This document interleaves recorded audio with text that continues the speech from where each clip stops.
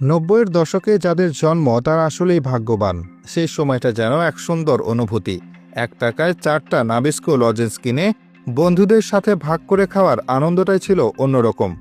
বেলা বিস্কুটের কথা কি ভোলা যায়? খালি কিংবা চায়ের সাথে এর স্বাদ ছিল অতুলনীয়। স্কুলের টিফিনে এগুলোই ছিল আমাদের পরম বন্ধু। ছিল সিঙ্গারা আর স্কুলের গেটে বিক্রি হওয়া চালতার আচার। এসব খাবারের স্বাদ আমাদের শৈশবকে আরও বেশি রঙিন করে তুলেছিল। সে সময় আইসক্রিমওয়ালা বা হাওয়াই মিঠাই বিক্রেতাদের ডাক শুনলে যে যেখানে থাকতাম ছুটে যেতাম। ঘরের ফেলে দেওয়া পুরনো প্লাস্টিকের জিনিস বা ভাঙ্গা কাঁচের শিশি বোতল দিয়ে পাওয়া যেত শনপাপড়ি, কটকটির মতো মজাদার সব খাবার। সেই সামান্য জিনিসগুলো মুখে দিলেই মনটা যেন খুশিতে ভরে যেত। আর রঙিন হাওয়াই মিঠাইয়ের বাক্সটা তো ছিল যেন এক জাদুর বাক্স।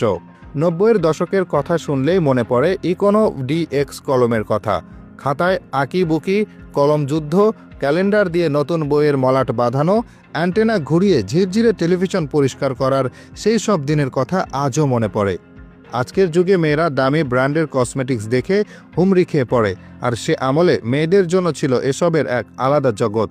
পাড়ায় যখন লেস ফিতার ফেরিওয়ালা আসতো তখন মেয়েদের মধ্যে হুড়োহুড়ি পড়ে যেত। রঙিন ফিতা, চুলের ক্লিপ, পুঁতির মালা, কাঁচের চুড়ি সবই থাকতো মাত্র একটি বাক্সে।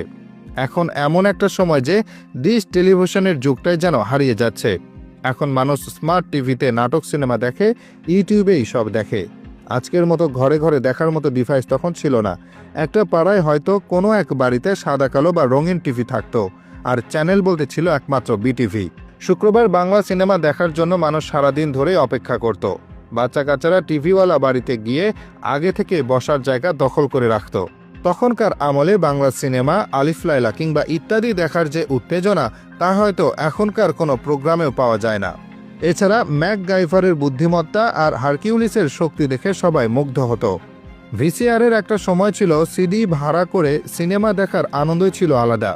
তখন আর হাতে হাতে মোবাইল ছিল না, এমনকি আলাদা MP3ও ছিল না। গান শোনার একমাত্র মাধ্যম ছিল ক্যাসেট প্লেয়ার আর রেডিও। তবে তখনকার শৈশব মানে ছিল আনলিমিটেড খেলাধুলা, ঘুড়ি উড়ানো, লাটিম ঘোরানো কিংবা গোল্লাছুট, কানামাছি, হাডুডু, সাতচারা, মার্বেল, কত রকমের খেলায় যে বাচ্চারা ডুবে থাকতো তার হিসেব নেই। বৃষ্টির দিনে কাদা পানিতে ফুটবল খেলার পাশাপাশি গাছ থেকে পুকুরে ঝাঁপিয়ে পড়ার ছিল তখনকার বাচ্চাদের তুমুল আনন্দ। অবশ্য এগুলোর সাথে সাথে মায়ের বকা আর উত্তম মধ্যম ছিল একদম ফ্রি। সে আমলে নায়ক নায়িকাদের ছবিওয়ালা ফটোকার্ড পাওয়া যেত। যে যার পছন্দের নায়ক নায়িকার ছবি কিনে কিনে জমিয়ে রাখত। ৯০-এর দশকের সেই দিনগুলো হারিয়ে গেছে, কিন্তু তার স্মৃতিগুলো আজও অমলিন। সেই সময়টা আমাদের শিখিয়ে